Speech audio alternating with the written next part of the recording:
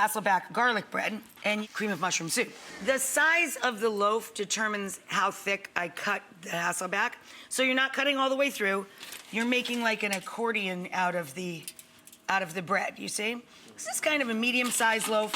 If this were a baguette, I'd make the slices a little bit tighter and closer. Then you soften butter with garlic, and you add lots of parsley and a lot of cheese. I like a combo of Gruyere cheese and Parm, or some shredded mozz and Parms. Now, I have the garlic bread on the extra wide foil from the store, and I'm almost done filling. For a regular baguette, it would be a stick of butter. A large loaf like this, you'll need probably a stick and a half, which is what we've got here, with the garlic and the cheese. And then I put a little extra sprinkle down the middle because after about 15 minutes at 400, you unwrap this guy and let the top get extra brown and crispy, right? So we're gonna wrap him up in his little foil blanket. You're gonna be so good.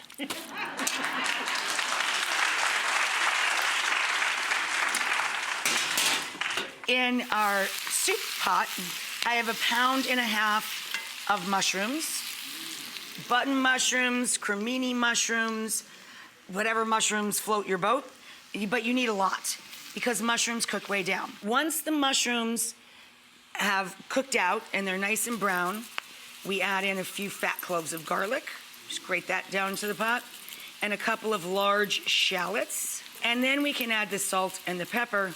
I'm also gonna add in, I have a couple tablespoons of thyme. Gonna add in some fresh thyme. I also like a little bit of sage. You can use dry sage, ground sage, fresh sage, whatever floats your boat. So now, we're going to sprinkle in a little bit of flour, a little thickening agent, right? I started this with equal amounts of olive oil and butter. I'm sure I wrote 2 of each. I'm sure I used 3 of each. I write in freehand equivalents, and I put whatever the heck I want in my pot. You know what I mean?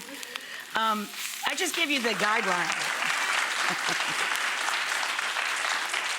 Then invest in a good bottle of marsala if you love mushrooms. Marsala loves to make out with the mushrooms that are hanging out with their friends. So now the party's gonna get a little freaky in there. Because you got the thyme and the sage and the marsala partying with the mushrooms. Now we're gonna work the pot and get all of that color equals flavor in cooking.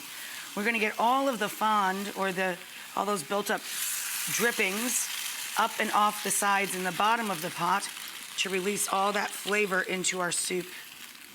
It's the good part. Yeah, it's the good part.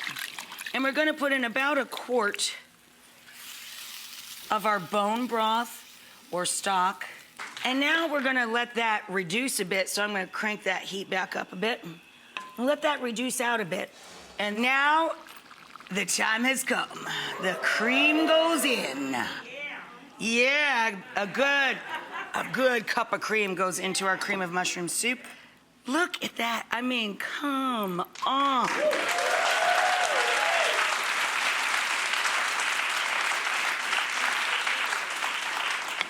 And then just a little bit of minced chive on top of that. How good does that look?